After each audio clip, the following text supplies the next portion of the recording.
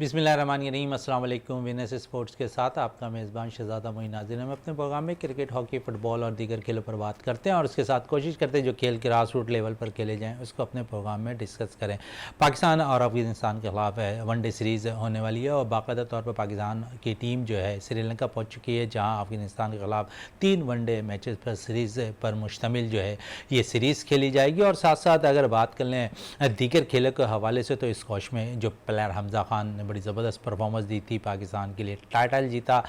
बाकायदा तौर पर उन्हें भी अब बहुत सी चीज़ों से नवाजा जाता हुआ नज़र आ रहा है। उस हवाले से भी अपने प्रोग्राम में बात करेंगे और साथ साथ ख़वातीन विमेंस क्रिकेटर के सेंट्रल कॉन्टैक्ट के हवाले से बात करेंगे और फिर पाकिस्तान के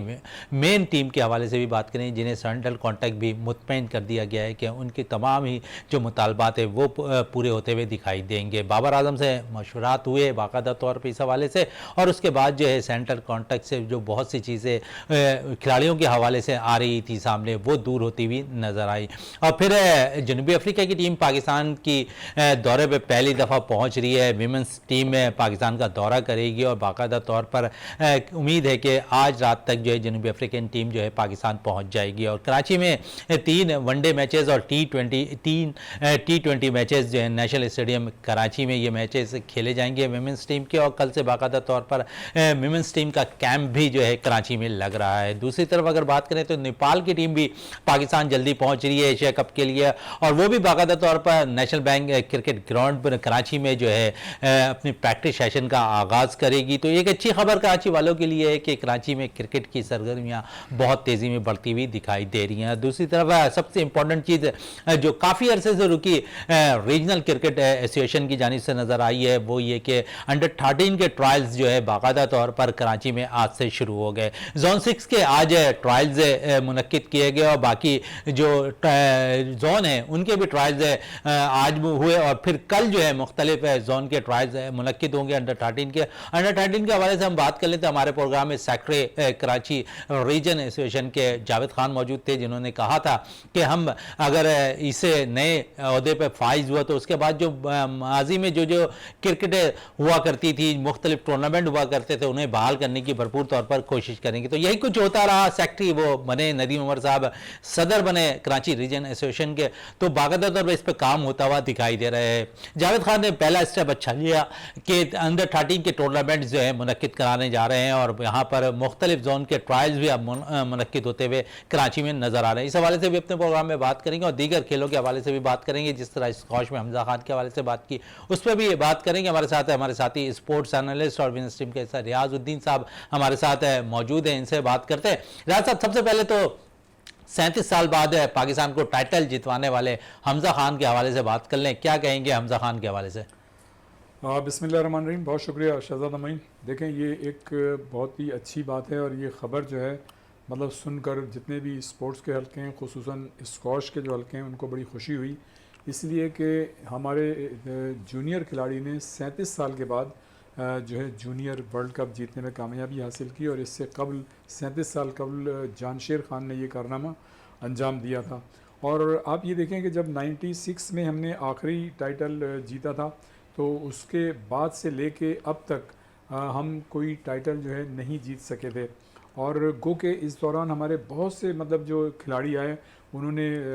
नो डाउट के एशियन सतह पर या उससे बढ़ के थोड़ा वर्ल्ड में भी, लेकिन ये कि वो उस रैंकिंग तक नहीं आते थे कि नंबर 1 नंबर 2 नहीं आए। ना ही उन्होंने ब्रिटिश ओपन चैम्पियनशिप जीती और ना ही जहांगीर और जानशेर खान के बाद वो वर्ल्ड ओपन स्क्वॉश चैम्पियनशिप जीतने में कामयाब रहे। तो उस तनाजुर में अगर हम देखें तो उस हवाले से अगर हम इसका पूरा जायज़ा लें तो मैं ये समझता हूँ कि हमजा खान ने ये स्क्वॉश की तारीख जो है उसको दोबारा सबके सामने जो है मुतारिफ़ कराया और एक बहुत बड़ा कारनामा अंजाम दिया। लेकिन अनफॉर्चुनेटली हुआ ये कि हमने ख़ुद देखा कुछ दिनों के बाद कि मिस्र स्क्वॉश फेडरेशन ने उनकी उम्र के बारे में कि उनकी उम्र की तस्दीक के लिए या उनको उनकी जो एज थी उससे मुतालिक रिजर्वेशन थी और उन्होंने इस सिलसिले में वर्ल्ड स्क्वॉश फेडरेशन को बाकायदा लिखा कि जी इनकी उम्र जो है ज़्यादा है और आप इसकी तस्दीक करें। और जब तक उसकी तस्दीक नहीं हो जाती उस वक्त तक इस सिलसिले में कोई बात जो है मीडिया पर ना की जाए। बहरहाल ज़ाहिर है वर्ल्ड स्क्वॉश फेडरेशन के पास जब कोई चीज़ आती है या किसी भी वर्ल्ड बॉडी के पास कोई चीज़ आती है तो वो पूरा इन्वेस्टिगेट करते हैं, सारी चीज़ें देखते हैं तो जब उन्होंने पूरा मतलब उसको एनालाइज किया, देखा, स्क्रूटनी की, तो वो इस नतीजे पे पहुँचे कि उनकी हमज़ा खान की उम्र जो है वो बिल्कुल सही है और वो अंडर 19 है। अच्छा, इस सिलसिले में मेरी हमज़ा खान के वालिद साहब से बाकायदा टेलीफोन पे बात हुई। न्यास नाम है उनका, तो पेशावर में। तो उन्होंने भी ये कहा कि उन्होंने ख़ास तौर से मुझसे बात करते हुए ये कहा कि देखें, ये जो है इससे कबल ब्रिटिश ओपन भी जीत चुके हैं और दूसरे एशियन टाइटल भी ये जीत चुके हैं, लेकिन इन 2-3 सालों में हालिया कभी भी उन पर इस तरह का किसी ने कोई चार्ज नहीं लगाया या किसी को कोई ऐसी रिजर्वेशन नहीं हुई कि ये जो है इनकी उम्र से मुताल्लिक़ किसी को कोई तहफ़्फ़ुज़ात हैं। लेकिन पहली मरतबा जो है मिस्र स्क्वाश फेडरेशन ने जो है ये बाकायदा शिकायत की वर्ल्ड स्क्वाश फेडरेशन से। तो वो बहुत ही मतलब ये कि मैंने देखा कॉन्फिडेंट थे उस वक्त और कह रहे थे कि नहीं, ये हमारे पास वो सारी चीज़ें स्ट्रीम लाइन हैं, इनके एज सर्टिफिकेट और इससे कबल जो ये जहाँ जहाँ शिरकत करते रहे, हम एक ही एज थी इनकी, वही हम लिखाते रहें और ये जो है अंडर 19 है। न सिर्फ वो शहज़ादा वो अंडर 19 है हमज़ा खान, बल्कि इस वक्त जो के लिहाज से वो अंडर 18 भी हैं। तो मैं ये समझता हूँ कि ये एक बहुत बड़ा कारनामा था और ये बड़ा अल्लाह का शुक्र है कि उन पे जो एक मतलब उनके मुतालिक जो एक रिजर्वेशन थी और स्कॉश मिस्र की स्कॉश फेडरेशन जो एक प्ली ली थी, वो अल्हम्दुलिल्लाह वर्ल्ड स्कॉश फेडरेशन ने उसको क्लियर कर दिया। तो ये मैं समझता हूँ कि ये हमारे नौजवानों के लिए भी अच्छा है। वो नौजवान जो अब इस वक्त अपकमिंग मतलब आने वाले हैं, तो उनको भी अब इन चीज़ों को मतलब सामने रखना चाहिए, अपने मद्देनज़र रखना चाहिए कि एज वगैरह के सिलसिले में इस तरह की कोई ऐसी चीज़ ना हो जो उनके लिए आगे मुश्किलात बढ़ती जाए। एक बात और करूँगा, देखें वैसे तो मतलब एक परसेप्शन है हमारे जितने भी स्पोर्ट्स हैं उसमें ये परसेप्शन है कि हमारे ज़्यादातर खिलाड़ी जो है वो ओवर एज होते हैं और वो अंडर 18 या अंडर 19 खेल रहे होते हैं, इसमें तो कोई शक नहीं है। और ये चीज़ें जो है हम देखते हैं मुख्तलिफ़ खेलों में भी हमारे सामने आती रही हैं और इससे कबल आपने देखा होगा कि क्रिकेट के खिलाड़ियों पे भी इस तरह के चार्जेस लगाए गए थे, जिसके बाद उनका कलाई का टेस्ट हुआ था और दूसरी चीज़ें हुई थी। लेकिन इन तमाम चीज़ों के बावजूद, जहां मतलब ये कि बहुत से खिलाड़ी यकीनन उनकी उम्रें जो हैं सही होती होंगी, लेकिन अभी भी हमारे यहाँ जो माहौल है, हमारे इस स्पोर्ट्स का जो हल्का है, हमारे माहौल है, उसमें मैंने यही देखा है कमोबेश मतलब ये कि वो लोग कोशिश करते हैं कि अपनी एजेस जो हैं वो कम लिखाएं ताकि उसका बेनिफिट उठाएं, लेकिन इसका बेनिफिट जो होता है वो कम अरसे के लिए होता है, इसलिए कि जब आप मतलब खेल रहे होते हैं इंटरनेशनल मुकाबले, चूँकि आपकी हकीकी एज ज़्यादा होती है तो आप उस तरह से परफॉर्म नहीं कर पाते और अल्टीमेटली जो है आपकी परफॉर्मेंस ख़राब होती है और फिर आपको टीमों से बाहर किया जाता है। तो मैं समझता हूँ हमारे नौजवान जो हैं उनके लिए हमारा मैसेज है बहुत ही हम्बल सा कि काइंडली वो अपनी एजेस जो हैं वो उसमें कोई रद्द-बदल ना करें और इस चीज़ से सीखें कि देखें हमज़ा खान की गो के उम्र सही थी, लेकिन उसके बावजूद मतलब उसके खिलाफ एक किस तरह की चीज़ आई, तो इन चीज़ों से बचें। उसमें इन चीज़ों से मतलब ये बचते दिखाई दे। रियाजुद्दीन साहब, हमने अभी अफगानिस्तान के ख़िलाफ़ सीरीज़ खेलनी है, श्रीलंका में ये मैचेस खेले जाएंगे और अगर एशिया कप के हवाले से भी हम बात कर लें थोड़ा सा, तो पिचेस के हवाले से बड़े मामलात सामने आते दिखाई दे रहे हैं श्रीलंकन पिचेस के हवाले से।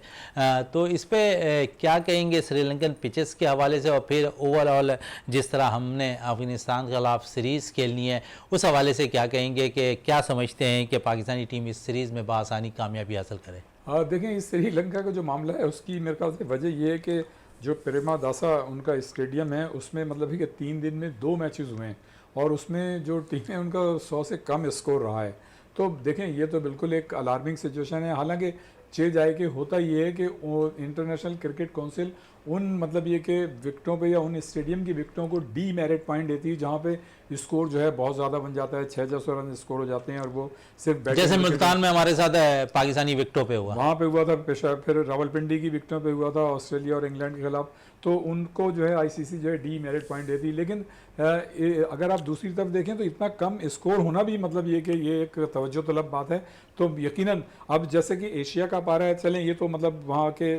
आप इस तरह के मैचेस थे कि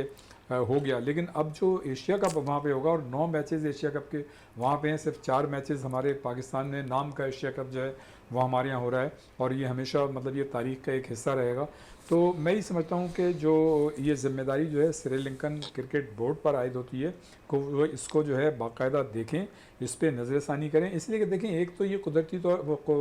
मतलब बुनियादी तौर पर उनके लिए भी अच्छा नहीं होगा। आईसीसी जो है मतलब क्रिकेट काउंसिल है वो इस हवाले से कोई भी एक्शन ले सकती है। और फिर ये कुदरती बुनियादी तौर पे क्रिकेट के लिए भी ये चीज़ जो है वो अच्छी नहीं है कि इतने कम स्कोर पे मतलब ये कि टीमें आउट हों और जो शायकीन है ना सिर्फ वो उसका मतलब पूरी तरह से मज़ा ना ले सकें, बल्कि क्रिकेटर जो हैं खुद मतलब एक प्रोफेशनल जो क्रिकेटर होता है या जो वहाँ की बोर्ड हैं उनके जो लोग हैं उनके लिए भी मतलब ये चीज़ सही नहीं है। तो मैं ये समझता हूँ कि ये बड़ी बड़ी अलार्मिंग चीज़ है, इसलिए कि एशिया कप के मैचेस वहाँ होने हैं। तो इसमें जो है मैं समझता हूँ कि श्रीलंकन क्रिकेट बोर्ड के साथ जो है एशियन क्रिकेट काउंसिल जो है उसको भी मतलब ये कि अपना वहाँ पे किरदार अदा करना चाहिए, और यकीनन वो करेंगे। यकीनन उनका कोई ना कोई ऐसा तरीक़ाकार होगा कि वो चूँकि एशिया कप है तो एशिया मतलब उनकी ज़िम्मेदारी है, और मेज़बान जो है एशिया कप का पाकिस्तान है, तो पाकिस्तान को भी मतलब ऑन बोर्ड लेके और श्रीलंकन क्रिकेट बोर्ड और जो उनके मतलब विकटें बनाने वाले हैं उनको ये देखना पड़ेगा। अगर इस तरह से नहीं मतलब सही वक्त पर सही फैसला ना किया गया और इस सिलसिले में कोई हिकमत अमली इख्तियार ना की गई तो यकीनन इसके जो है वो अच्छे असरात नहीं होंगे और क्रिकेट की मतलब जगहसाई होगी श्रीलंका के हवाले अच्छा, से। क्रिकेट की जगहसाई होगी, लेकिन हमारे मुल्क के अंदर क्रिकेट वापस आती जा रही है। बड़े बड़े टीमें पाकिस्तान का दौरा करते हुए दिखाई दे रहे हैं। फिर विमेंस की टीम भी बड़ी टीमें पाकिस्तान का दौरा कर रही हैं। रियाजुद्दीन साहब, जनूबी अफ्रीका क्रिकेट टीम जो है पाकिस्तान के दौरे पर आ रही है, क्या कहेंगे, क्योंकि बड़ी क्रिकेट होने वाली है पाकिस्तान विमेंस की? देखें, ये वीमेंस क्रिकेट के हवाले से बड़ी हौसला अफजा बात है, बड़ी खुशकुन बात है, इसलिए कि मैं ही समझता हूँ कि जिस तरह पहले न्यूजीलैंड की टीम आई, इंग्लैंड की टीम आई, ऑस्ट्रेलिया की टीम 20-20 और 24-24 साल के बाद जो है ये टीमें पाकिस्तान आई, और जो एक परसेप्शन था पाकिस्तान के लिए कि जी यहाँ इंटरनेशनल क्रिकेट नहीं हो सकती, मैं ये समझता हूँ कि हमारी इंटरनेशनल क्रिकेट को मज़ीद परवान चढ़ाने में ख़ास तौर से हमारी जो PSL थी उसने बड़ा अहम किरदार अदा किया। इसलिए कि जब से PSL शुरू हुई तो उसमें दुनिया भर के तमाम ममालिक के एक एक दो खिलाड़ी उन्होंने आना शुरू किया, और ज़ाहिर है जब वो बतदरीज यहाँ पे इतनी मतलब PSL में शरीक हुए और जब उन्होंने यहाँ देखा तो उससे जो है दूसरे इंटरनेशनल क्रिकेटर्स की हौसला अफजाई हुई, वो भी आए, और उसके बाद फिर वो पूरी मतलब दुनिया की जो क्रिकेट बोर्ड थे वो इस नतीजे पहुँचे, और ख़ुद ICC कि फिर जो है आपने देखा कि ऑस्ट्रेलिया भी आई, इंग्लैंड भी आई और न्यूजीलैंड की टीम आई और दूसरी टीमें आई, तो ये 24 और 24 और 20-20 साल के बाद आई। तो मैं ये समझता हूँ कि ये बड़ी हौसला अफजा बात है, बहुत ही जैसे मैंने कहा खुशकुन बात है। और वीमेंस क्रिकेट टीम जो यहाँ अभी तक इस तरह की बड़ी टीमें नहीं आई थी, और अब जनूबी अफ्रीका की टीम जिस तरह से आई है, और देखें बतदरीज गो के अभी तक हमारी वीमेंस टीम ने कोई ऐसा टाइटल नहीं जीता है, लेकिन ये चीज़ हम सबके सामने बेहतरी आ रही है, लेकिन वीमेंस टीम के अंदर बेहतरी आई है। हमारी वीमेंस टीम जो है वो बतदरीज अच्छी परफॉर्मेंस पेश कर रही है, और अगर मतलब कलेक्टिवली अगर हमारी टीमों ने बाज़ जो हमारी एक्सपेक्टेशन थी उसके ख़िलाफ़ मतलब परफॉर्मेंस बहुत ज़्यादा अच्छी नहीं पेश की, लेकिन इंडिविजुअल कैपेसिटी में आप देखें कि हमारी जो ख़वातीन खिलाड़ी हैं उन्होंने बाज़ ने बड़ी अच्छी परफॉर्मेंस का मुजाहरा किया है। जो हमारी एक क्रिकेटर थी जिसका कैच बड़ा मशहूर हुआ था, उरूप शाह, फिर एक क्रिकेटर जो हमारी उसने सेंचुरी भी बनाई, फिर इसी तरह निदा डार तो सीजन मतलब एक बॉलर हैं, उनकी 100 विकटें हो गई हैं मतलब इंटरनेशनल। तो ये एक मतलब अच्छा, इन चीज़ों को देखकर शायद पाकिस्तान क्रिकेट बोर्ड ने पहली दफ़ा भी फैसला कर लिया है कि नौजवान क्रिकेटर्स को जो है सेंट्रल कॉन्टैक्ट दिया जाए। 74 प्लेयर्स को सेंट्रल कॉन्टैक्ट दिया गया, ये हौसला बढ़ाते हुए नजर आ रही है पाकिस्तान क्रिकेट बोर्ड। अब तो यकीनन मजीद और जो है अच्छे प्लेयर्स निकलेंगे। 1 साल का मुआहदा है इनसे। देखें, ये तो मैं समझता हूँ कि हमारी जो बच्चियाँ हैं जो स्कूल कॉलेज में पढ़ ली हैं उनके लिए बड़ा ये मोटिवेशन है बहुत बड़ा, और ये क्रिकेट बोर्ड की मैं ये समझता हूँ बड़ी अच्छी हिकमत अमली है। और जिस तरह से अब उन्होंने ज़ाहिर है लाखों रुपए अब हमारी मतलब कॉलेज स्कूल की बच्चियों को मिलेंगे, तो इससे एक मतलब एतमाद पैदा होगा हमारी उन बच्चियों में जो इस वक्त खेल का जज्बा रखती हैं, पढ़ाई भी कर रही हैं, तो यकीनन वो पॉजिटिव और हेल्थी एक्टिविटीज़ की तरफ आएंगी। मैं ये समझता हूँ कि इसी तरह से दूसरे खेलों में भी आप मतलब एक अगर 74 नहीं कर सकते तो कम से कम 15-15, 20-20 खिलाड़ी लड़कियों को, ख़वातीन खिलाड़ियों को, उनको आपने ये मतलब इस तरह का पैकेज देना चाहिए, चाहे वो हॉकी हो चाहे वो फुटबॉल हो। तो इससे क्या होगा, इनक्रेजमेंट होगा हमारी ख़वातीन खिलाड़ियों के लिए। वैसे तो हमारी जो ख़वातीन खिलाड़ी हैं ख़ास तौर से उनके लिए ग्रास रूट लेवल पे वो मतलब हाइजीनिक एटमॉस्फेयर नहीं। लेकिन सबसे अच्छी चीज़ रियाज साहब इसमें ये रही इस सेंट्रल कॉन्टैक्ट के अंदर के हमने देखा कि नौजवान अंडर 19 प्लेयर्स को ज़्यादा फोकियत दी गई इस सेंट्रल कॉन्टैक्ट के अंदर, तो एक अच्छा साइन है पाकिस्तान क्रिकेट बोर्ड की जानिब से। बिल्कुल, मैं वही कह रहा था कि देखें अंडर 19 वही बच्चियां होती हैं जो स्कूल में हैं, कॉलेजेस में हैं, तो मतलब इस तरह से 74 बच्चियां बहुत हैं, गो के मतलब इससे ज़्यादा होनी चाहिए जो हमारे मुल्क की आबादी है। और जिस तरह से हमारी बच्चियां जो हैं इस वक्त खेलों में दिलचस्पी ले रही हैं, ज़ाहिर है हेल्थी एक्टिविटीज़ हैं, और हमारी ये जो ख़वातीन खिलाड़ी हैं ये उस माहौल में मतलब ये कि खेल में शामिल हो रही हैं जबकि उनको ग्रास रूट लेवल पे बहुत से मसाइल का सामना है। मैं ये समझता हूँ कि अगर आप अपने ख़त्ते पे भी नज़र डालें, पूरे जो जुनूब मशरक़ी एशिया की कंट्रीज़ हैं, मैं उसके अगर आप देखें तो मैं समझता हूँ सिर्फ हमारी जो ख़वातीन हैं उनके लिए ग्रास रूट लेवल पे वो आसानियाँ नहीं हैं जो दूसरे, आप यूरोप की तो बात छोड़ देना, इंग्लैंड की और ऑस्ट्रेलिया की, जनूबी अफ्रीका की, लेकिन हमें तो जो रीजन की हमारी टीमें हैं, इंडिया ले लें, बांग्लादेश ले लें, श्रीलंका ले लें, उनको जो फैसिलिटीज़ हासिल हैं वो भी नहीं है। लेकिन उसके बावजूद अगर हमारी ख़वातीन खिलाड़ियाँ, ये बच्चियाँ अगर अच्छी परफॉर्मेंस पेश कर रही हैं और उन्हें खेल का जज्बा है और हेल्थी एक्टिविटीज़ की तरफ आना चाह रही हैं तो ये बहुत बड़ी बात है। मैं ये समझता हूँ कि न सिर्फ गवर्नमेंट को, जो कंसर्न खेल हैं चाहे वो फेडरेशन हो या बोर्ड हो, उनको कम अज़ कम इस जानिब तवज्जो देनी चाहिए, और जो हमारी बैनुल-सूबाई वफाकी वज़ीर हैं उनको और वजारत खेल है उसको भी इस जानिब तवज्जो देनी चाहिए कि हर इलाके में, हर शहर में कम अज़ कम एक एक दो दो जो है इंडोर स्टेडियम बनाए। बिल्कुल इंडोर स्टेडियम बनाने चाहिए, इस पर पर मजीद भी बात करेंगे। रियाजुद्दीन साहब, इस वक्त मुझे ब्रेक के लिए कहा जा रहा है, ब्रेक से वापस आते हैं तो गुफ्तगू को मजीद जारी रखते हैं।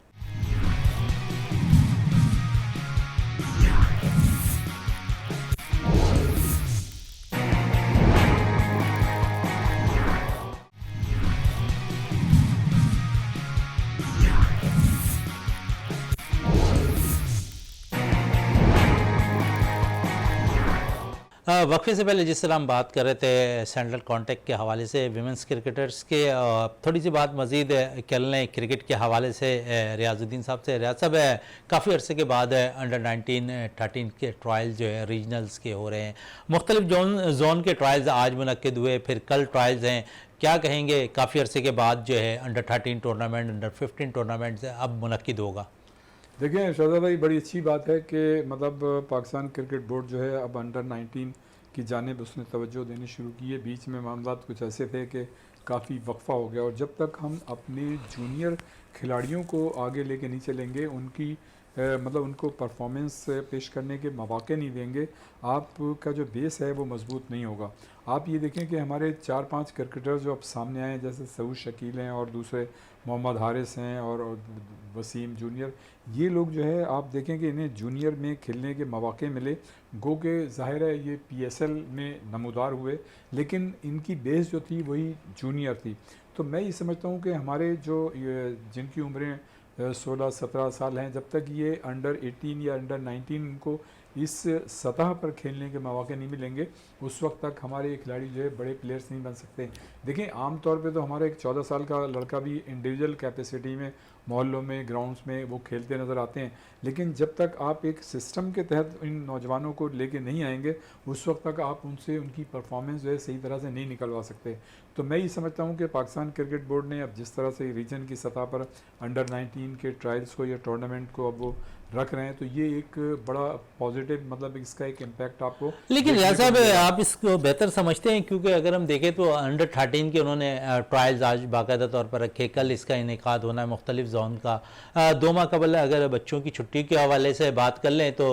गर्मियों की छुट्टी थी, उस दौरान अगर जो है ये ट्रायल को मुनक्किद किया जाता तो ज़्यादा बच्चे निकल कर आ जाते। क्योंकि आज मैं खुद एक ग्राउंड पर KCC स्टेडियम पर मौजूद था जहाँ जोन 6 के ट्रायल्स हो रहे थे, और वहाँ पर मैंने देखा कि सिर्फ 50 बच्चे जो है इस ट्रायल्स में आए। आप क्या बेहतर समझते थे कि इन बच्चों के लिए जो 13 के ट्रायल्स मुनक्किद हो रहे थे, ये अगर छुट्टियों में कर लिए जाते मौसम में, गर्मा के मौसम में, तो ज़्यादा बेहतर नहीं होता? ज़्यादा बच्चे आ जाते क्योंकि स्कूल की छुट्टियाँ हुआ करती। यार शहजादा, मतलब वैसे तो बुनियादी तौर पे आपकी बात बिल्कुल सही है कि ये चीज़ें छुट्टियों में होनी चाहिए, लेकिन अब वो वाला कॉन्सेप्ट जो है ख़त्म होता जा रहा है कि बच्चों को छुट्टियों के दिनों में आप इन चीज़ों में इन्वॉल्व करें, इसलिए कि अब थोड़ा सा कॉन्सेप्ट चेंज हो गया है। हमने ये देखा है कि जब बच्चों की स्कूल की या कॉलेजेस की छुट्टियां होती हैं तो बहुत से वालिदैन जो है ये प्लान करते हैं कि वो अपने बच्चों को लेके मतलब शुमाल मशरकी इलाकों में जाएंगे, या बहुत से लोग ऐसे होते हैं जिनकी ये इस्तात होती है वो गैर मुल्क चले जाते हैं, और बहुत से ऐसे लोग होते हैं जो विद इन कंट्री उन्हें कहीं जाना होता है, या कुछ नहीं तो बहुत से लोग अगर तफरी के लिए भी नहीं जाते तो वो पूरे अपने ख़ानदान के साथ अपने रिश्तेदारों के यहाँ जो है अब कंट्री चले जाते हैं। तो मेरे ख्याल से ये जो चीज़ है ना, अब जैसे जैसे हम देख रहे हैं आगे वक्त, तो लोग अब इस तरफ मतलब भी तवज्जो दे रहे हैं कि अपनी फैमिली के साथ जो है वो मतलब इस तरह से बाहर निकलें, अपने रिश्तेदारों के यहाँ जाएँ या घूमने फिरने जाएँ पुरफ़ज़ा मकाम पे, या जो हमारे सियाहती मतलब इलाके हैं, तफरी इलाके, वहाँ पे जाएँ। इसी तरह से जो आप देखें जो दूर दराज इलाकों के लोग हैं, मतलब पिंडी, इस्लामाबाद या कश्मीर के, वो लोग कराची आते हैं, और हम लोग जो शहरों के लोग हैं वो उस तरफ जाते हैं। तो ये कॉन्सेप्ट जो है एक परवान चढ़ रहा है, और जो जैसे मैंने पहले कहा कि जिन लोगों की इस्तात होती है तो वो दूसरे मुल्कों को जाते हैं, दुबई चले गए या जहाँ उनके रिश्तेदार। तो ये चीज़ जो है अब इस चीज़ को जो है बोर्ड या एसोसिएशन या वो मतलब तमाम इदारे या सोसाइटी जो ये समझती हैं कि आपको इन बच्चों की छुट्टियों में बज़ाहिर तो ऐसा लगता है कि हमें बहुत बच्चे मिल जाएंगे, लेकिन जब वो कुछ करने जाते हैं तो उनको वहाँ पे इस तरह की मतलब ये कि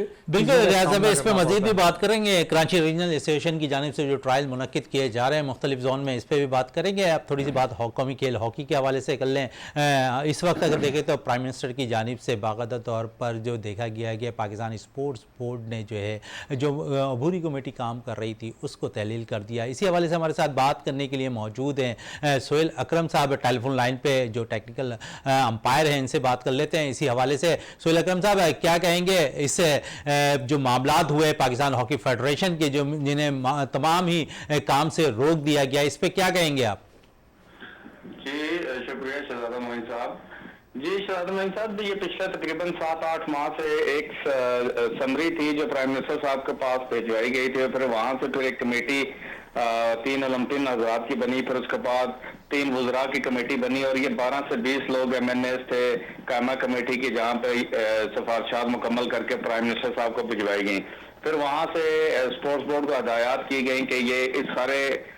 जो भी फेडरेशन के अहदेदारान हैं इनको फारिग कर दिया जाए, मुअत्तल कर दिया जाए, क्योंकि ये पहले भी पाकिस्तान स्पोर्ट्स बोर्ड ने इनको पहले से ही डी नोटिफाई कर दिया हुआ था। उसके बावजूद इन्होंने कब्जा किया हुआ था फेडरेशन पर, और फिर अपने मनपसंद इन्होंने इलेक्शन कराए, जबकि पाकिस्तान हॉकी फेडरेशन को पाबंद किया था फेडरेशन ने कि स्पोर्ट्स बोर्ड ने कि आप अभी इलेक्शन नहीं करवाएंगे जब तक वज़ीर आज़म साहब के हाथ से समरी से कोई जवाब मौसूल नहीं होता। लेकिन क्योंकि ये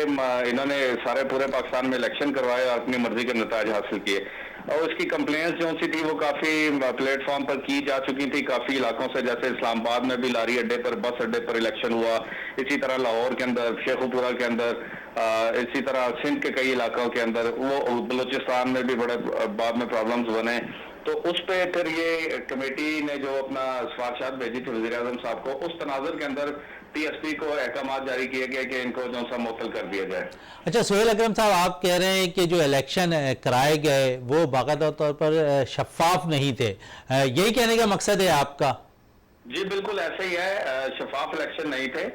और ये क्योंकि निगरान सेक्रेटरी के तौर पर आए थे हैदर हुसैन साहब, और उन्होंने खुद ही सारे पूरे पाकिस्तान में इलेक्शन कराया और खुद ही ये सेक्रेटरी बन गए। तो ये भी एक सवालिया निशान था कि आप कैसे शफाफ और फ्री एंड फेयर इलेक्शन करवा सकते हैं जब आप खुद ही एक सेटअप का हिस्सा हो, और फिर आने वाले सेटअप में भी ऑलरेडी आप मतलब अपने आप को सिक्योर कर जाएं। तो ये तो वैसे शफाफियत पे दोबारा क्लबों की स्कॉटनी होती है, दोबारा हैदर हुसैन साहब सेलेक्ट हो जाते हैं सेक्रेटरी के लिए, तो फिर क्या होगा? जी ये देखें, बिल्कुल इसमें कोई शक नहीं है, अगर दोबारा स्क्रूटनी और क्लब के इलेक्शंस होते हैं दोबारा पूरे पाकिस्तान के अंदर, और अगर उस इलेक्शन के ज़ुमरे में दोबारा हैदर साहब अगर इलेक्ट होते हैं तो बिल्कुल आए, लेकिन दिन की रोशनी में इलेक्शन करवाएं, पाकिस्तान स्पोर्ट्स बोर्ड की नुमाइंदगी की मौजूदगी में इलेक्शन करवाएं, ओलंपिक एसोसिएशन के नुमाइंदे की मौजूदगी में जो ऑब्जर्वर के तौर पर होंगे उनकी मौजूदगी में इलेक्शन करवाएं। तो उस पर किसी को भी कोई एतराज नहीं होना चाहिए। अगर इनको दोबारा कोई सारा पाकिस्तान इलेक्ट करता है और तो इसमें कोई ऐसी वैसी बात नहीं, लेकिन ये रात के अंधेरे में बस अड्डों पर और छुप कर इलेक्शन और होटल में बुला के इस तरह के इलेक्शन नहीं होने। शफाफ इलेक्शन हो, उसके नतीजे में अगर ये आते हैं तो आ जाएं, इसमें कौन सी बुराई है? अच्छा, इसमें कोई बुराई नहीं है, हम भी चाहेंगे कि शफाफ इलेक्शन हो और उसमें बाकायदा तौर पर जो भी आए शफाफ तरीके से इलेक्शन हो, तो उसमें कोई भी नामजद हो तो वो हर कोई कबूल करता हुआ नजर आएगा। सोहेल अकरम साहब, पिछले दिनों अगर हमने देखा तो बाकायदा तौर पर HSC का टूर्नामेंट जारी था, जहाँ मुख्तलिफ वाक़यात पेश हुए। हमने देखा कि जहाँ पर मुबश्शिर मुख्तार को बड़ा हाईलाइट किया गया। क्या कहेंगे उस हवाले से और क्या कुछ हुआ वहाँ पर? लेकिन जो कमेटी बनाई गई थी, क्या उन्होंने अब तक कोई फैसला किया है इस हवाले से? देखें, पाकिस्तान हॉकी फेडरेशन को तो हायर एजुकेशन कमीशन और PM ऑफिस की हदायत पे बस सिर्फ ऑन बोर्ड इसलिए लिया था कि हॉकी का मामलात है, पाकिस्तान का कौमी खेल है, इसकी बदनामी ना हो। इनको कहा था आप टेक्निकल सपोर्ट दे दें, तो टेक्निकल सपोर्ट की मद में कुछ अंपायर्स और कुछ टेक्निकल ऑफिशियल की जरूरत थी, जबकि इन्होंने 40 रुकनी एक लेटर निकाल दिया कि ये कोई सिलेक्शन कमेटी के मेंबरान भी होंगे, ये कोचेज मैनेजर्स भी होंगे। मतलब एक अपनी फहरिस्त अपने जो मनपसंद लोग थे उनको नवाजने के लिए एक फहरिस्त जारी कर दी, जहां से इनका फिर इशू बनना शुरू हुआ और फिर इन्होंने technical support Pakistan hockey federation ने फिल 4 वापस ली। और चूंकि वो तो टूर्नामेंट जारी था और टूर्नामेंट को कामयाब भी करना था, तो फिर HEC ने अपने पाकिस्तान पंजाब स्पोर्ट्स बोर्ड से कह के मौजूदा जो वहां पे मुतलका लोकल लोग थे, टेक्निकल ऑफिशियल्स और अंपायर्स, उनको हायर किया और अपना टूर्नामेंट बिल्कुल कामयाबी के साथ उसको कामयाब भी किया। आपने वो देखा भी होगा, सारी चीजें बड़ी खुशखबरी से तय भी पा गई। जहां तक मुबश्शिर मुख्तार साहब का ताल्लुक है, उनके खिलाफ एक प्रोपेगेंडा करने की कोशिश की गई। पहले नीब खान साहब ने फिल 4 उसको कंडेम भी किया और मुबश्शिर भाई के हक में फिर बयान भी दिया, और कुछ ही दिनों बाद नीब खान साहब ने फिर एक नया बयान जारी कर दिया। तो मतलब ऐसी पोजीशन है कि ना चाहते हुए भी मुबश्शिर मुख्तार के खिलाफ प्रोपेगेंडा करने की कोशिश की गई। लेकिन बहरहाल अल्लाह तो जिसको इज्जत दे और अल्लाह जिसको चाहे नवाज दे, तो वो उसके हाथों से वो एज ए ऑर्गेनाइजर ये टूर्नामेंट और ये इवेंट कामयाब होना था और अल्लाह ताला ने कामयाब भी करवाया। बिल्कुल, अल्लाह ताला ने वो इवेंट भी कामयाब कराया। पिछले दिनों मैं एक शहबाज सीनियर का इंटरव्यू सुन रहा था, उसमें उन्होंने बाकायदा तौर पर ये कहा कि उन्होंने ब्रिगेडियर सज्जाद खोखर के साहब के हवाले से, सेक्रेटरी हैदर हुसैन के हवाले से बात करते हुए कह रहे थे कि इन्हें बाकायदा तौर पर जब ये चीज़ें सामने आ गई थी खुद ही जो इस्तीफ़ा दे देना चाहिए था, लेकिन उन्होंने नहीं दिया। हालांकि शहबाज सीनियर को खुद हैदर हुसैन लेकर आए थे दोबारा। देखें, शहबाज भाई एक लेजेंडरी प्लेयर है, उन्होंने एक बड़ा अच्छा मशवरा दिया और बड़ा सादा सा मशवरा दिया कि जब आप पे उंगली उठना शुरू हो जाए तो आप अपने आप को अलग कर लें चीजों से। और ये जब से पाकिस्तान हॉकी फेडरेशन के ये नए मामला अभी जो शुरू हुए हैं, जिसमें को सिंध बैंक और सिंध अकाउंट की बातें शुरू हो गई हैं, और फिर इन पे इन्होंने 1 साल से कांग्रेस का इजलास नहीं बुलाया, फिर इन पे कायमा कमेटी के उसमें भी इनको कमेटी से भी निकालते रहे, और जबकि वो प्रेसिडेंट को बुलाते थे पाकिस्तान हॉकी फेडरेशन के, वो जाते नहीं थे, सेक्रेटरी साहब जाते थे, वो इनको ऑन नहीं करते थे, डीनोटिफाई करते थे। तो इनको खुद ही इस्तीफा देके घर बैठ जाना चाहिए था और कहना चाहिए था कि आप जो भी नया सेटअप आता है, फ्रेश इलेक्शन करवाते हैं आप करवाएं। लेकिन ये इक्तदार की कुर्सी ऐसी है कि ये इसके साथ चिमटे हुए हैं और अभी तक चिमटे हुए हैं, जबकि इनको मुअत्तल कर दिया तो फिर भी ये भी जाने तो घर इनका दिल नहीं कर रहा। इसका मतलब है कि समथिंग रॉन्ग, वहां कुछ ऐसी चीजें मौजूद हैं जो इनको जाने नहीं दे रही, या तो ये उनको वो लालच बहुत अच्छा लग रहा है जो इनको मिला है, या फिर कोई ऐसी चीजें हैं जिनको ये छुपाना चाहते हैं और ये उस कुर्सी को छोड़ना नहीं चाह रहे। सोहेल अकरम साहब, आपका बहुत बहुत शुक्रिया विनर्स स्पोर्ट्स में टाइम देने का। अच्छी गुफ्तगू कर रहे थे और बहुत से हकाइक से पर्दा भी उठा रहे थे आप। सोहेल अकरम साहब, आपका बहुत बहुत शुक्रिया। रियाजुद्दीन साहब, दोबारा हम क्रिकेट की तरफ वापस आते हैं। एशिया कप के लिए जो टीम अनाउंस की गई है, अगर मैं पिछले प्रोग्राम में भी यही जिक्र कर रहा था कि अगर सऊद शकील को अफगानिस्तान के ख़िलाफ़ वनडे सीरीज़ में मौका फराम नहीं किया जाता तो क्या वो बगैर खेले एशिया कप से बाहर हो जाएंगे? हाँ, बड़ा अच्छा क्वेश्चन है आपका, लेकिन इससे पहले मैं ये एशिया कप के हवाले से बात करूँ, हॉकी के हवाले से मैं बात करूँगा। अल्लाह के फजल करम से 30-35 साल से मैं हॉकी से वाबस्ता हूँ। मैंने सिंध की नुमाइंदगी की, कराची की नुमाइंदगी, कराची यूनिवर्सिटी की मैंने नुमाइंदगी, 2 इंटर यूनिवर्सिटी मैंने खेली, चैम्पियनशिप मैंने खेली और 1000 के करीब मेरे मैचेस हैं। हॉकी पे मैंने एक किताब लिखी है जो मेरी पहली किताब थी, हॉकी प्राइमर, और मेरी दूसरी इंग्लिश की किताब जो है वो तकरीबन तैयार है, the journey of international hockey, और 1000 के करीब मेरे मैचेस हैं, बड़े आर्टिकल हैं, बड़े इंटरव्यूज़ हैं, और यकीनन बहैसियत अंपायर भी मैंने नेशनल हॉकी चैम्पियनशिप में अंपायरिंग के फ़राइज़ अंजाम दिए। बुनियादी तौर पे मैं क्रिकेट का प्लेयर था, लेकिन आ गया हॉकी में। लेकिन जब जर्नलिज्म शुरू की तो सबसे ज़्यादा आर्टिकल जो है मैंने क्रिकेट पे लिखे। मैं हॉकी के हवाले से एक बात कहूँगा, जो आपकी अभी बात हुई है, मैं ही समझता हूँ कि हमें अपने पूरे हॉकी के सिस्टम को सही करने की ज़रूरत है। इसीलिए शहजादा, आप भी मेरे ख्याल से 10-15 साल से ज़्यादा से आप ज़ाहिर जर्नलिज्म से वाबस्ता हैं और आपकी बड़ी गहरी नज़र है तमाम खेलों पे, फेडरेशनों पे, हर चीज़ पे। आप ये देखें कि हमें हमेशा इसी तरह के मामला सुनने को मिलते हैं, जो भी फेडरेशन आती है उसके खिलाफ हमें यही बातें सुनने को मिलती हैं। उसकी बुनियादी वजह है कि हमारा हॉकी का सिस्टम सही नहीं है, एक बात। दूसरी बात ये कि जो फेडरेशन है जिन दौर में हॉकी का सिस्टम कब से खराब हुआ रियाजुद्दीन साहब? हम तो एक वक्त में हॉकी में चैंपियन हुआ करते थे, हर टाइटल हमारे पास था, क्या वजह बनी कि हम जो है इस तरफ चले गए? उसकी वजह यह है कि देखें, जो पहले हॉकी फेडरेशन में जो लोग हुआ करते थे वो बहुत बड़े बड़े नाम हुआ करते, उनका एक्सपोजर, उनका एक्सपीरियंस। नूर खान का मुकाबला कोई कर सकता है? एयर मार्शल नूर खान, अल्लाह ताला उन्हें गरीब रहमत करे, ब्रिगेडियर आतिफ, और मतलब ये कि बड़े बड़े मतलब नाम, ऐसे ऐसे नाम, अब्दुल हमीद हमीदी, और इससे पहले भी मतलब ऐसे बहुत सारे नाम हैं जो फेडरेशन से वाबस्ता रहे। वो बड़ी कद आवर शख्सियत हुआ करते थे। वो उनके मतलब ये कि जिस इदारे के वो अपने बड़े बड़े इदारों के सरबराह हुआ करते थे, उनका विजन भी उतना ही बड़ा हुआ करता था, उसी अंदाज से वो सोचा करते थे। लेकिन जब से मैं ये समझता हूँ कि जिस तरह के लोग फेडरेशन में, जिस कैलिबर के और जिस बड़े लोग आने चाहिए थे, एक तो वो मतलब मेरे ख्याल से उन लोगों की शायद कमी हो गई, तो जाहिर है लामहला जो मतलब। लेकिन हम तो देखते थे फेडरेशन के लिए और कोचेस के लिए खुद ही ओलंपियन जंग लड़ते दिखाई देते थे। हाँ देखें, ये तो हमेशा से रहा है, ये इंसान की नेचर है कि मतलब वही। अब आप ये देखें ना कि जितनी भी हम भी 15-20 साल से यही देख रहे हैं कि वो साबिक खिलाड़ी बहुत ही एहतराम के साथ, वो हमारे दोस्त भी हैं और उनकी बड़ी खिदमत हैं पाकिस्तान हॉकी के लिए। जब तक वो फेडरेशन में नहीं होते तो फेडरेशन के ख़िलाफ़ बातें करते हैं, और जब उनको फेडरेशन में कोई ओहदा मिल जाता है तो वो फिर मतलब भूल जाते हैं कि हमने कुछ कहा था। और इसकी मिसालें आपको वक्तन फ़वक्तन देखने को मिलेंगी, और हालिया दिनों में भी आपको उसकी मिसालें मिलनी होंगी। तो मैं ये समझता हूँ जितने भी फेडरेशन के लोग आए हैं अभी तक, या जो भी अभी हैं या थे, हमें उनकी नेक नीयती पे कोई शुबा नहीं है, लेकिन हमारा सिस्टम कुछ इस तरह का है कि उनके ऊपर उंगलियां उठती हैं। जैसा कि अभी आप स्क्रूटनी की बात कर रहे थे, कल्बों की बात कर रहे थे, और ये हकीकत है कि कल्बों की स्क्रूटनी आज से नहीं, भाई हैदर हुसैन तो आज आए ना, इससे पहले 10 साल से 15 साल से हम देख रहे हैं कि 20 साल से देख रहे हैं कि जब भी कल्बों की स्क्रूटनी होती है इसी तरह के इल्ज़ामात लगते हैं कि भाई ये हो गया, ये हो गया। उसकी वजह ये कि एक तो वो कैलिबर के लोग नहीं हैं, वो मतलब ये कि हमारा स्ट्रक्चर उस तरह का नहीं है, और पहले बाकायदा जो ये लोग आते थे एक सिस्टम के तहत आते थे, तरीक़ेकार के तहत आते थे, और जो लोग लगाते थे ऐसे लोगों को, उस वक्त हमारी हॉकी बहुत ऊपर थी। और उस वक्त मतलब ये कि मैच भी नहीं करता था कि हम किसी मतलब ऐसे मतलब लोगों को जो हम समझते हैं कि नहीं आते, वो जो इससे पहले भी आए। एक दूसरी बात ये हुई कि हमारी मुख्तलिफ फेडरेशनों पे इससे पहले जो आई उन पे मतलब ये कि किसी मतलब मुख्तलिफ तरह के करप्शन के इल्ज़ामात मतलब लगते रहे, गो कि वो आज तक साबित नहीं हुए, लेकिन मुबैना तौर पर वो इल्ज़ामात उन पे लगते रहे। तो भाई बात ये है कि हम अपना सिस्टम ऐसा करें कि ना सिर्फ वो कहते हैं ना कि सही जगह पर सही आदमी आना चाहिए, राइट प्लेस फॉर राइट मतलब एक पर्सन के लिए।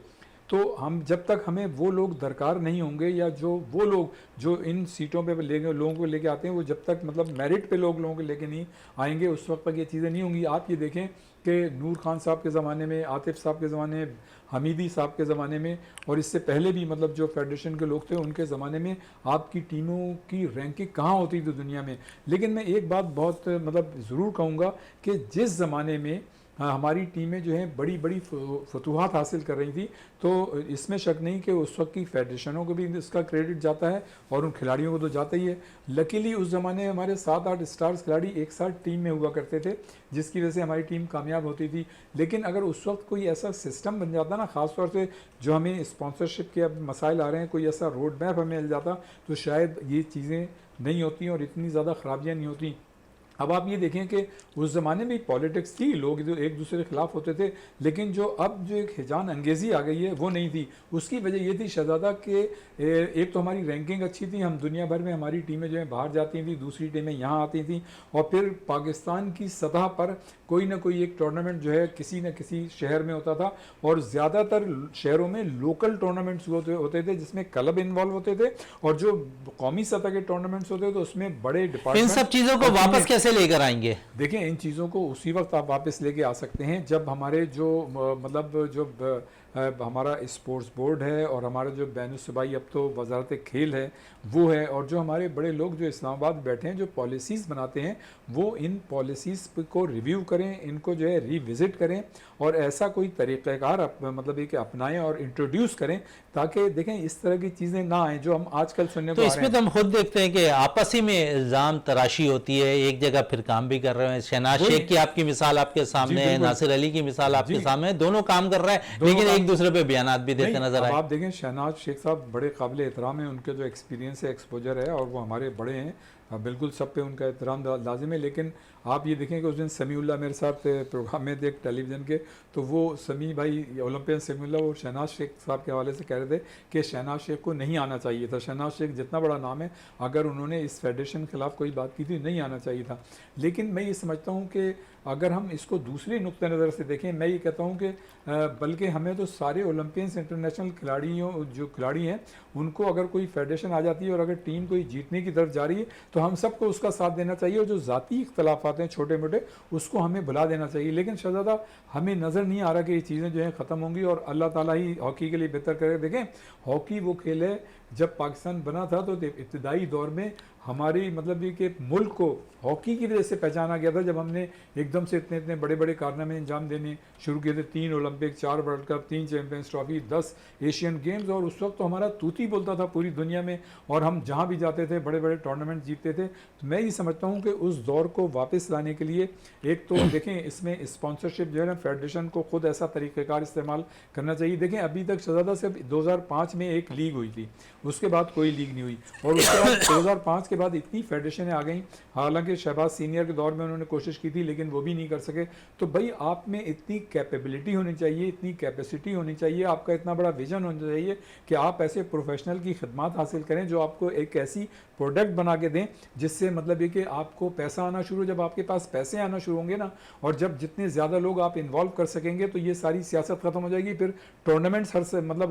हर महीने होना चाहिए, चाहे वो लोकल सतह पर हो या मतलब कौमी सतह पे हो, तो फिर वो पॉलिटिक्स ख़त्म हो जाएगी। जब लोगों का रुझान जो है ना खालिसतन खेलों की तरफ होगा तो इस पॉलिटिक्स से हट जाएंगे। अब तो लोग ये सोचते हैं कि यार इतने दिनों बाद टीम बाहर जा रही है, अभी टीम आ भी नहीं रही है, ऐसा जा रहे हैं तो उसमें मौका मिले कहीं ना कहीं एडजस्ट हों। तो ये जो चीज़ें हैं वो पॉलिटिक्स को जन्म देती हैं, और ये इसलिए भी जन्म देती हैं कि हमारा सिस्टम ख़राब है। और इसमें कोई शक नहीं शहजादा कि स्क्रूटनी का सिस्टम जो है ना वो सबसे ज़्यादा बेहतर होना चाहिए। इससे पहले भी जो हमारी मुख्तलिफ फेडरेशन थी उन पर भी यही इल्ज़ाम लगते रहे। तो मैं ये समझता हूँ कि इस पर हमें तवज्जो देनी चाहिए। अब आप हम आ जाते हैं क्रिकेट की तरफ, ठीक है ना। क्रिकेट का जहाँ तक ताल्लुक़ है तो मैं ये समझता हूँ कि हमारी टीम पे बड़ी जिम्मेदारी आयद होती है, ख़ासतौर से अफ़गानिस्तान के साथ जो सीरीज़ वहाँ हो रही है, चाहे वहाँ की विकटें कैसी भी हों। देखें अभी तो विकटों का वहाँ मसला है कि वहाँ पे जो एक विकेट थी अपनी, असल में बेसिकली मेरा सवाल था कि जो अफगानिस्तान के खिलाफ सीरीज़ है इसमें सऊद शकील का नाम शामिल है, फिर एशिया कप के लिए नहीं है। अगर सऊद शकील को अफगानिस्तान के खिलाफ सीरीज़ में मौका फराम नहीं किया जाता है तो क्या वो बगैर खेले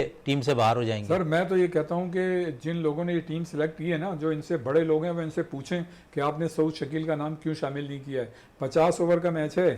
तो और मतलब वो 7 सेंचुरी हैं उसकी, 1 सेंचुरी है, 2 डबल आया वो ये 2 ऑप्शंस हैं पाकिस्तान क्रिकेट बोर्ड के सिलेक्शन कमेटी के पास। अगर सऊद शकील खेलते हैं, रन कर देते हैं तो फिर वो क्या करेंगे? सऊद शकील को सिर्फ एशिया कप में इसलिए शामिल किया जो मैं नहीं किया गया, एशिया कप में नहीं शामिल किया। एशिया कप में सिर्फ इसलिए नहीं शामिल किया कि वो ये सोचते हैं कि इस सीरीज़ में वो किसी तरह से फंबल करें, कोई गलती करें और कोई परफॉर्मेंस ना हो तो उनको जो है आगे के लिए भी जो है वो बाहर कर दिया, और जस्टिफाई भी हो जाएगा जी उनको जो है हमने इसलिए नहीं लिया है। ये सिर्फ एक, लेकिन अगर मौका फराम नहीं किया जाता अफगानिस्तान के खिलाफ सीरीज में तो फिर देखें ना, मतलब फिर तो मैं कहता हूँ कि उनको तो हर सूरत में लेना चाहिए। अब इस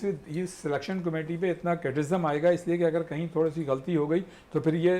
लेकिन यहाँ जो इतने भी लोग आते हैं ना, चाहे वो सिलेक्शन कमेटी में हो या पाकिस्तान क्रिकेट बोर्ड में, उनकी लॉबीज बड़ी मजबूत हैं। अब आप देखें ना कि जैसे ही मतलब ये कि नो डाउट मिसबाह एक बहुत बड़े खिलाड़ी हैं, उनकी कप्तानी भी बहुत अच्छी थी और एज ए पर्सन भी he is very nice man. लेकिन देखें इंसान है, फरिश्ता नहीं है, हर एक का कोई ना कोई मसला होता है। वो आए और सरफराज बाहर हो गए। अब मतलब देखें ना, उनके होते हुए तो जो आपका इतना अच्छा इमेज है, आपको तो ये चाहिए था कि आप खुद खड़े हो गए, मतलब अंदर इंडोरिंग तौर पे कहते, या सिलेक्शन कमेटी जो इंजमाम उल हक साहब हैं उनको तो खुद सऊद शकील को मतलब टीम में शामिल करना चाहिए था। इसका मतलब ये है कि और भाई प्लेयर जो है क्या परफॉर्मेंस है, आपको उसका स्ट्राइक रेट देख लें, उसकी सारी चीज़ें देख लें, उसका मतलब खेलने का रिदम देख लें कि कंटिन्यू वो एक्स्ट्राऑर्डिनरी परफॉर्मेंस दे रहा है और आपने जो है उसको एशिया कप से बाहर कर दिया है। इसका मतलब ये है कि वो ये चाहते हैं कि मुझे मुझे तो लगता है कि उन्होंने जो अच्छी उसने परफॉर्मेंसेस दी इतनी अच्छी, उसकी सज़ा दी गई है कि जी आपने इतनी अच्छी परफॉर्मेंस क्यों दी। बिल्कुल, इस पे मजीद भी किसी प्रोग्राम में बात करेंगे। रियाज साहब, इस वक्त प्रोग्राम में टाइम कम है। रियाजुद्दीन साहब, आपका बहुत बहुत शुक्रिया।